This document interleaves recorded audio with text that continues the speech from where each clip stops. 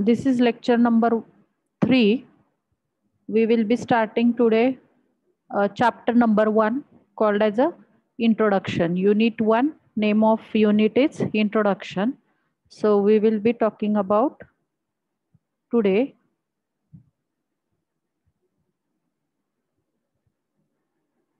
introduction. So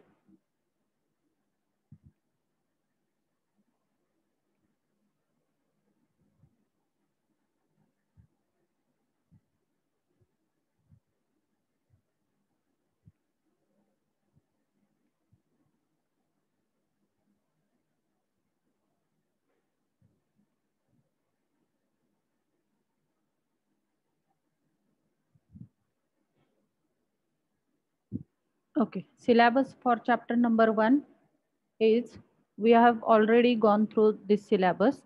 The syllabus for chapter number 1, name of chapter is introduction. It will take 3 hours to complete. Are you writing this? Write down syllabus for chapter number 1, introduction to DSP systems. Introduction to DSP system, comma, correlation and its properties. Correlation and its properties. Correlation and its properties. Digital transfer function, comma, digital transfer function. Digital transfer function, comma, stability considerations. Stability considerations. So this is about chapter number 1. This is the syllabus for this particular unit. Then books to be referred. So for this particular chapter, you will have to refer Digital Signal Processing by Prokis, John G. Prokis.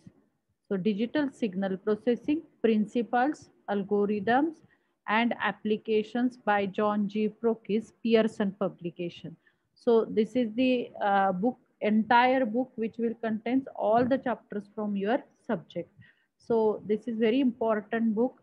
Then followed by, if the next book that you can refer for this particular chapter or for entire DSP subject is Digital Signal Processing by Ramesh Babu, 4th edition, Scientech publication. So this book is having ample amount of examples in order to get the tuned with properly this different examples. So there are n number of examples that you can solve or you can get, you can do the practice. So this second book is important by that point of view. Then we will be talking about next the title of the chapter. So what is the title of chapter? The title of chapter is introduction.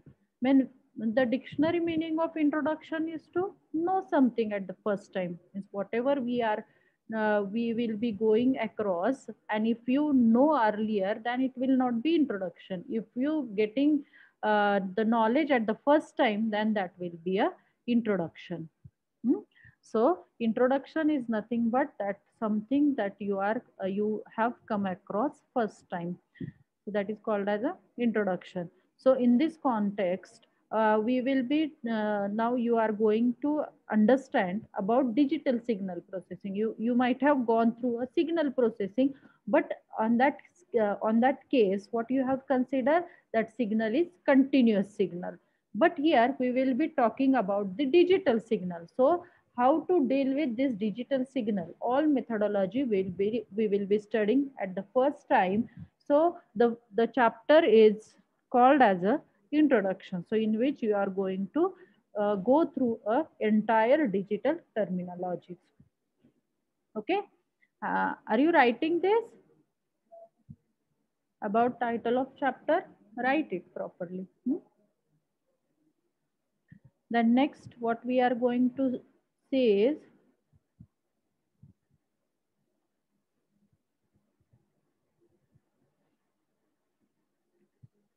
central idea of the chapter. So as I have given you syllabus for this chapter, you might have correlated with the signals and system. You have learned about the linear system and all the terminology of the linear system. So same thing, but we will be going to do a comparison between analog signal and digital signal. So here in this chapter, it provides an insight about digital signal processing system. So we will be going through a very introductory manner. We will not go in depth, but the overall introduction of this. Am I audible?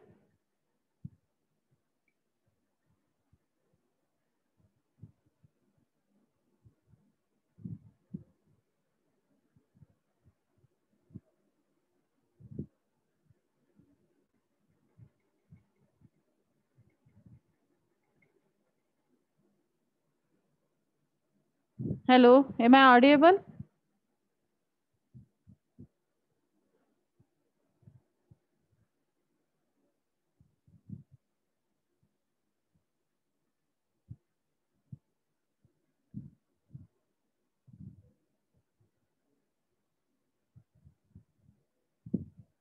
Okay. Mhm. But give me answer whether am I audible, because here the message which I have received that internet is unstable. So I have asked you.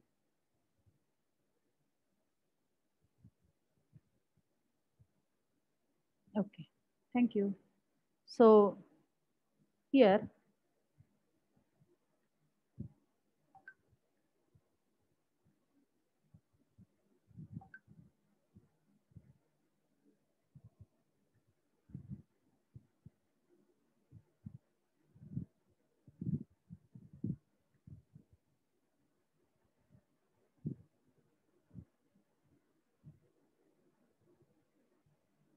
thank you. So central idea of this chapter, what I was talking about, this chapter provides an insight about digital signal processing system, the operation that we can perform upon the digital signal, like convolution operation. You have performed this convolution operation on analog signal. Now we will be performing this operation, convolution, correlation, then discrete Fourier transform. All those operations we will be going through for digital signal. So why we are doing this? Because we would like to extract the information from the given signal. So finally, the students will get through a digital transfer function and stability criteria. So these two things that we are going to study at the end of this chapter, digital transfer function and stability considerations. So this is about the central idea of the chapter. Chapter is very small, but it is giving the crude level of entire subject. Okay. So now, importance of the chapter, why we should study this chapter under this subject. So this chapter tries to build the fundamentals of DSP. Here, uh, the fundamentals of DSP is being it is tried to be introduced to the student. So to take deep dive or to take the knowledge about the digital signal and its processing, we have to go through this chapter. Therefore, this chapter is important. So this is the importance of the chapter, that we should understand the terminology, different terminologies for digital signals in order to perform the different operations upon the signal. Why we perform operations? Because we want to extract the information, right? So these are the objectives or outcome of the chapter. So write down chapter outcome. At the end of this chapter, student will be able to, are you writing this? Write down. At the end of this chapter, student will able to understand basic building block of DSP. Basic building blocks of DSP. Hmm? At the end of this chapter, student will able to, first point, understand basic building blocks of DSP. Then second objective is to perform mathematical operation. Second objective or outcome of this chapter is perform mathematical operation, perform mathematical operation such as convolution and correlation. Perform mathematical operations such as convolution and correlation on digital signals. On digital signals. And third objective of going through this chapter is the check stability of system. The third outcome, the student are able to check the stability of the system. So these are the outcomes. So student will able to do all those things after completion of this chapter or after completion of a particular bit. So here you are going to study about two mathematical operations. Those are convolution and correlation. These two operations that you are going to study under this chapter. Okay. Let us start with the contents of this chapter. So before starting of this chapter, we will discuss about what is the analog signal and what will be the digital signal. We will try to compare, try to perform the comparison between analog signal and digital signal. So here analog signal are nothing but continuous function, like voltage, current.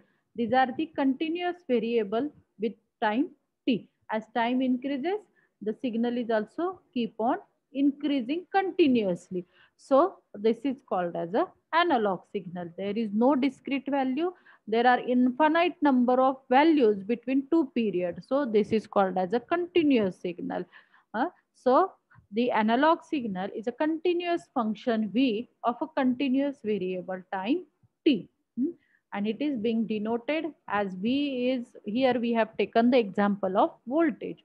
So v is denoting as voltage with respect to time t. So this is the signal which is varying with respect to time t. So here this is the example of continuous signal, or we can say it as analog signal. So this is the analog signal. When we perform sampling operation, when we sample the signal over the period, then we can convert the analog signal into its a digital form. We convert analog signal to digital signal by performing the sampling operation.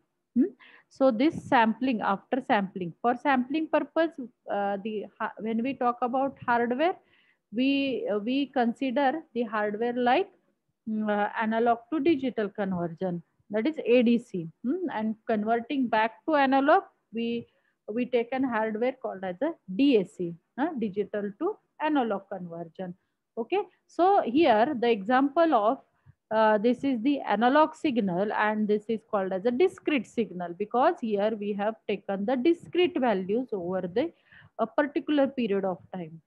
Continuously after particular period time ts. Ts is called as a sampling time. So for each and every sampling time we have taken the samples, and those samples are discrete samples, because the digital signal is consisting of only 0 and 1 value, right? The digital signal is consist of only 0 and 1 value, whereas discrete signal just a sampled version of analog signal. These are the sampled values only. So here this is the signal, and these are the, here this signal is sampled over the period of ts. Ts is the sampling period. So this is the we have performed the uniform sampling, periodic sampling.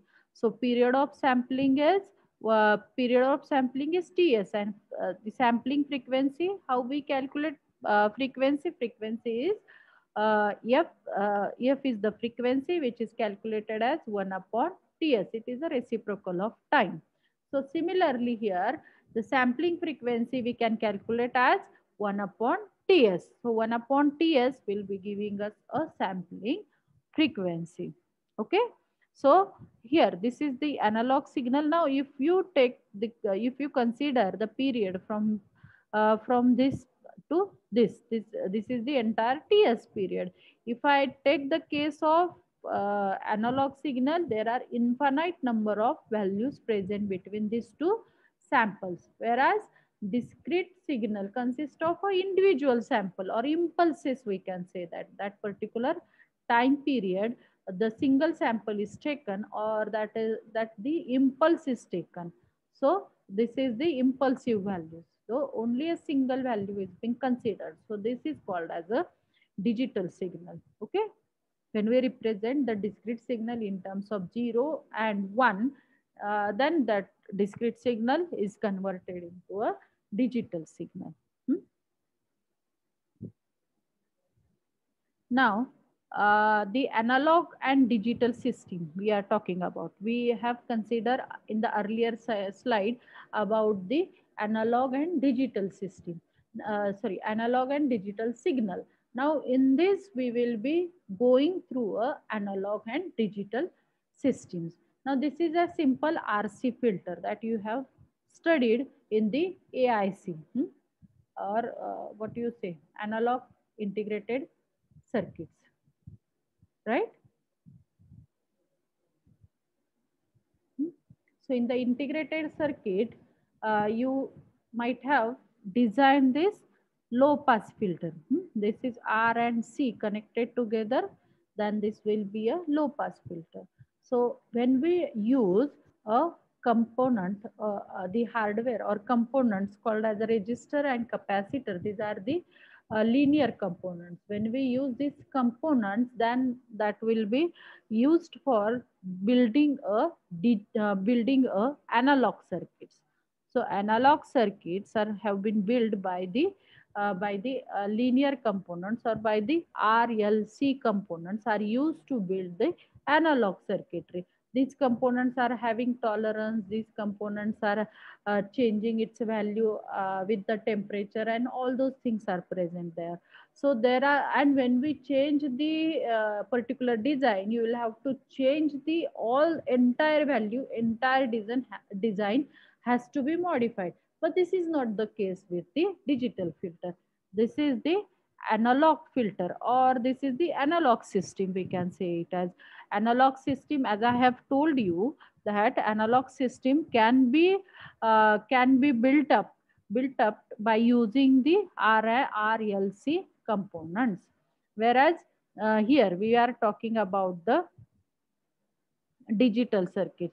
So this is the example of digital circuit. Here we have I have taken the specific example of analog filter, and then I have considered the digital filter. So in the digital filter, if you observe that digital filter consists of adder, then this is the delay unit, and this is the scaling unit, right? This is the adder, this is the delay unit, and this is the scaling unit. So this by changing this only, we can change immediately or easily the entire hardware. Number of components, what are the basic components that are being used in the digital system? In the digital system, we are using only adder, then scaling unit, and the delay unit. So number of delay units, number of scaling units, number of adder units. So these are the inbuilt components. So by changing these components, we can change the entire design. We need not to design, we need not to fabricate, and all those things we can avoid when we use the digital system, because digital system is being built up by using these three components only. These three components are used to build the digital circuits, right? So Here, the points to be noted that here signal is in the discrete time. In this case, x of n is representing the signal. It is in the discrete form, and v of t is representing that signal is in continuous time. Signal is in the continuous time, and here x of n is representing that signal is in the discrete time, discrete form. Hmm. Then for implementation of any system, we need to have a difference equation. So the difference equation for digital system, from this system we can easily write the difference equation. That is, output is y of n, which is b into, now here this y of n delayed by 1 unit. So here the signal is appearing as y of n minus 1. So this signal is y of n minus 1 gets multiplied or gets scaled by b, b unit. So b into y of n minus 1, and this is being added with input signal x of n, and here we will be getting output y of n. So how do you write difference equation? Difference equation can be written as y of n is equal to b into y of n minus 1 plus x of n. Okay. So in this way you can write the difference equation for the digital system. So this is very simple. Digital system is very simple and it can be reconfigurable. That is the biggest advantage of using digital system.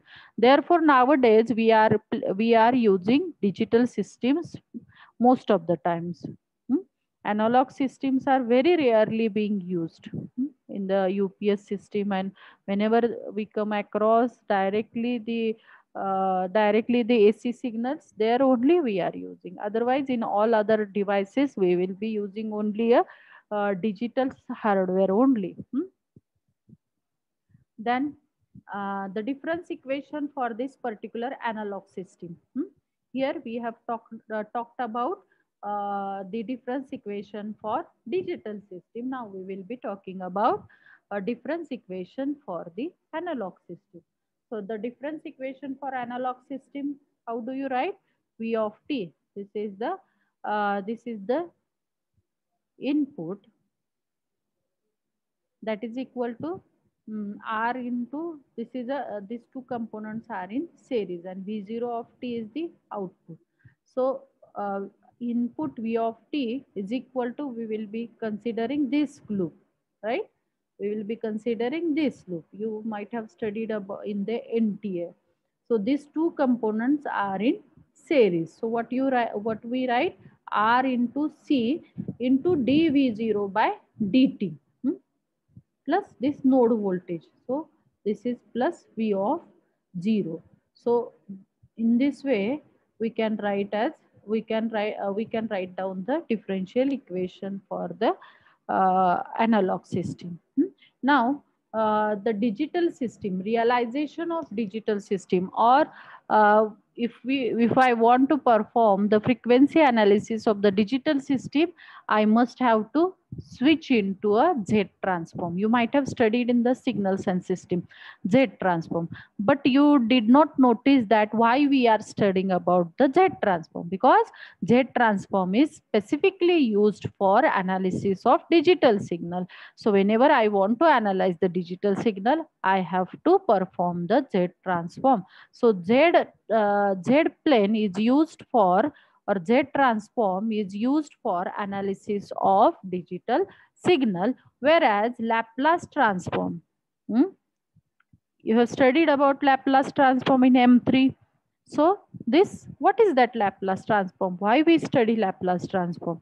Actually, Laplace transform is used to analyze the analog systems, right? So analog systems are being analyzed by using the poles and zeros in the S plane, and the digital signal systems are analyzed by using the poles and zeros in the Z domain. Both are consisting of poles and zeros. Now, for checking the stability of the system, why we check the stability of the system?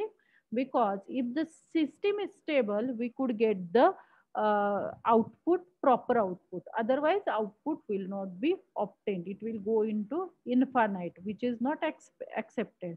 So for getting this output, for getting the concrete output, uh, we have to or convergence, for getting the convergence, this is the new terminology. Convergence means what? Reaching to a fixed value. Hmm? Convergence means what? Reaching to a fixed value. So for reaching to a fixed value, what we expect that the system should be stable. So stability of the system for a discrete system or digital system is judged through Z plane, and stability of the analog system is judged through a S plane, right? Z plane and S plane is important from that point of view. Okay, then we will be going through a advantages of using digital signal processing. So the biggest advantage of I was talking about the reconfigurability. So here the biggest advantage of the system is it is more flexible, reproducible, reconfigurable. That is the biggest advantage of the using digital or discrete systems. Okay, this is the biggest advantage, that the system is flexible, often easier to upgrade. That is modifications. It easily can be done. Huh? Modifications can be easily performed or can be easily done for digital systems. Okay, data easily stored into the memory. The data is limited, so it can be easily stored into the memory. Okay, so that is the another advantage of using digital discrete system, that data we can easily store it into the memory. That is the advantage of using digital signal processing. Then next advantage of using digital signal processing is better control over accuracy requirement. So accuracy, as I have told you, that analog components, or the linear components which we have seen, what are those? R, L and C. These components are having some tolerance, but their exact value is not given. It has come up with a particular tolerance limit. In order to now here, because of that, the component is not accurately defined, as well as if the temperature changes, its value is also going to change. So these are the some problems that so we cannot have the control over the accuracy. In contrast, if I use discrete system, I can have a better control over the accuracy. How it is? Because I am using a memory element, or we can say it as delay unit or D flip flop, called as a memory unit. Then I'm using scaling unit, and I'm using the adder unit. So these are the digital hardware which will not be changing along with the temperature and all those things, and therefore we can have a better control over the accuracy. Then reproducibility. So I have told you that the digital hardware, uh, here we are using simple components, and the reconfiguration of all those components are possible. So we can reproduce the circuit, we can upgrade the circuit easily. These are the linear phase. No drift with time and temperature. There is no drift with, means the component values are not changing with time and temperature. The values are not changing with time and temperature. That is the another advantage of using the discrete system. Okay.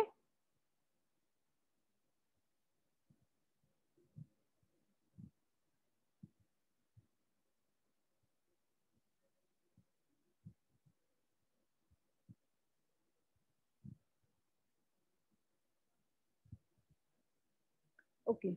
Then we will talk about the limitations of this. Nothing is perfect in the world. No, nowhere you will get the 100% accuracy. So there are some glitches, some of the lacunas that also we should take into the consideration. So limitations of using digital signal processing is we are now taking the digital signals, but the all the signals, hmm, in nature, or all real time signals are analog in nature, right? All the signals are analog. Whatever signal that you come across, all are analog in nature. Now the audio signal, what is reaching to you, this is again an analog signal, right? So all the signals in nature are analog in nature. So when we convert analog to digital, uh, there will be the uh, the number of bits that we are considering for particular signal, depending upon the number of bits, or depending upon the memory available, the number of bits that we are using in the computations, the accuracy is varying. It is accurate, but the accuracy is changing depending upon the size of particular memory or number of bits considered at particular discrete value. So this is the biggest difficulty. And because as I'm converting analog signal to digital signal, I cannot take the infinite value of a particular impulse. So what I have to do, either I have to round off, or I have to truncate the signal. Truncate means I have to cut off the signal. So only a finite values I am considering. And as I am considering the finite values, because of this, the poles and zero location may change. And that is the problem called as a finite word length effect. This problem is called as a finite word length effect. Are you getting this point? Am I with you? Am I with you? Am I clearing all of you?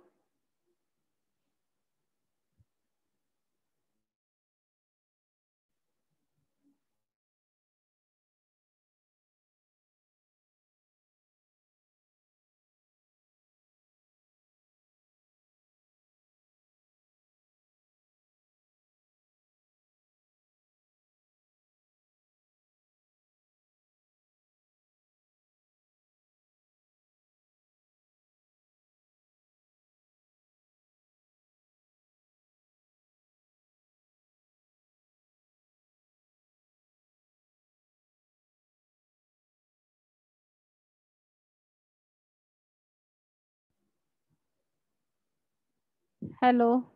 Hmm.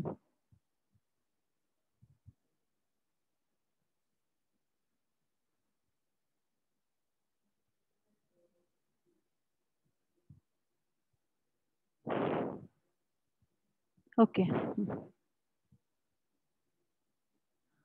Digital signal processing, aim and tools that we are using for digital hardware.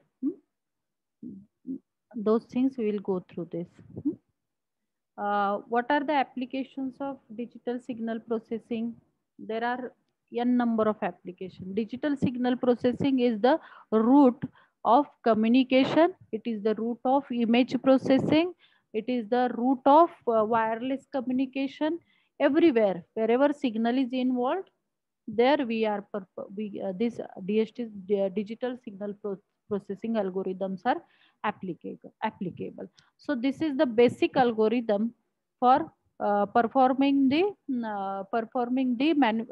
computations or operations upon the signal. Okay, so here the applications I have enlisted a few applications. What are those applications? Here we will be the application as predicting a system's output. This is the one application for digital signal processing, implementing a certain processing task, automation purpose, you can say it as studying this certain signal. But obvious, why we study signal? Because we would like to extract the required or important information. For that purpose, we study the digital signal processing. Hmm. Then hardware. So for this is the general purpose processors like microprocessor and all other processors can be used for implementation of DSP algorithms, or microcontrollers also can be used. Then digital signal processor, dedicated hardware is available through this digital signal processor. What is the dedicated hardware? It consists of MAC unit. MAC unit means what? Multiply, accumulate, huh? Unit. So this will be the multiply and accumulate. Why we? Because the major components used in the digital system are the uh, scaling unit, then addition unit. These are the major components that we make use of for digital digital signal processing.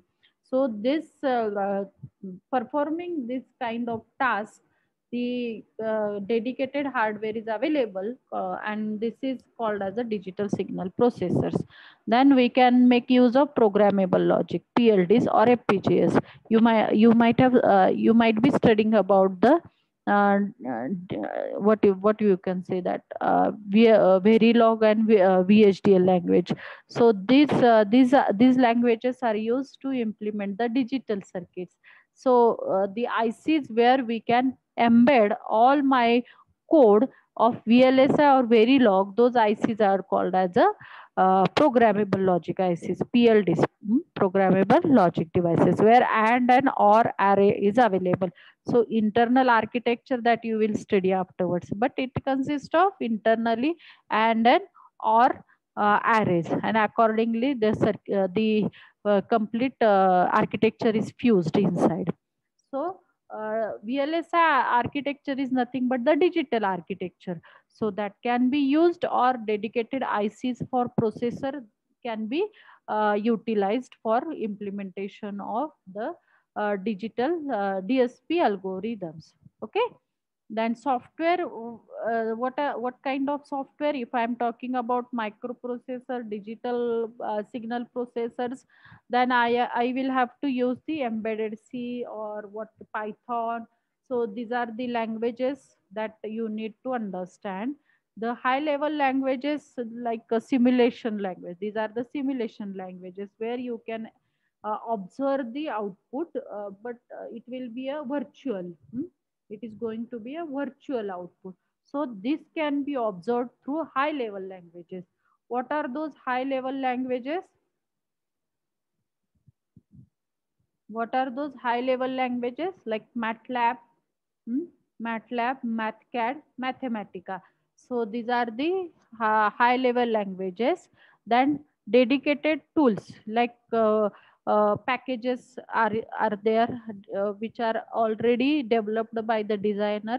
So you can use that blocks directly as per your requirement, or you can reconfigure as per your requirement. So these are the dedicated blocks are also available, so you can make it use of for implementation of your hardware.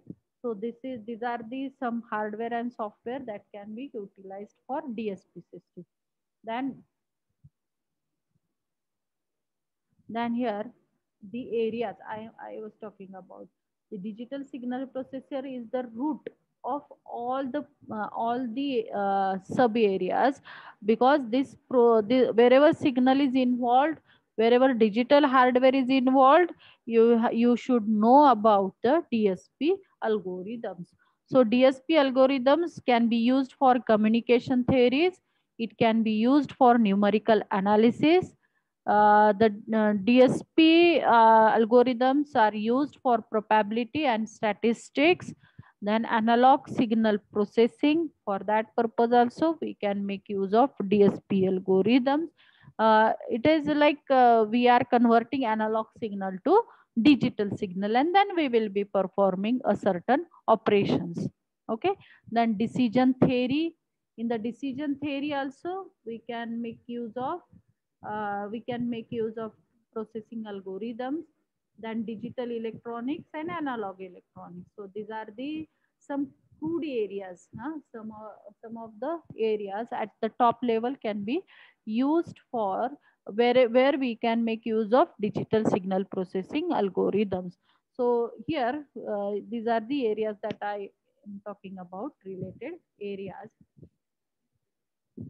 Then application. So DSP, in each and every bit of area, DSP is utilized. So the this is a wide range of applications are available for digital signal processing, like space applications, like photograph, satellite photograph enhancement, data compression, then remote space analysis, then medical, like diagnosis through CT, MRI images, ultrasonic, X-ray images. So by analyzing those images, you can the we can get to know that, or we can reach to a we can make a diagnosis. So electrocardiogram, then ECG analysis, medical image analysis. Like these are the different areas of medical, commercial, then telephone. Telephone is now become absolute, but you can take it as communication, wireless communication, and military, industry, scientific. These are the areas where the digital signal processing is utilized majorly. Okay, so important digital signals. Hmm? The different digital signals that you have studied. The first signal, are you remembering what is that signal? Hmm? This is an unit impulse sequence. This is an because only one value is present at a time. Hmm? So this is the unit impulse sequence. Then this series of unit impulse sequence will generate the step sequence. So this is the unit step, and this is varying the impulse sequence will generate the ramp signal. So these are the some example of impulse sequence, step sequence, and ramp sequence. Hmm? Then here, how the digital system is being implemented. At this point we will study in the tomorrow's lecture. Okay, so I will take attendance now.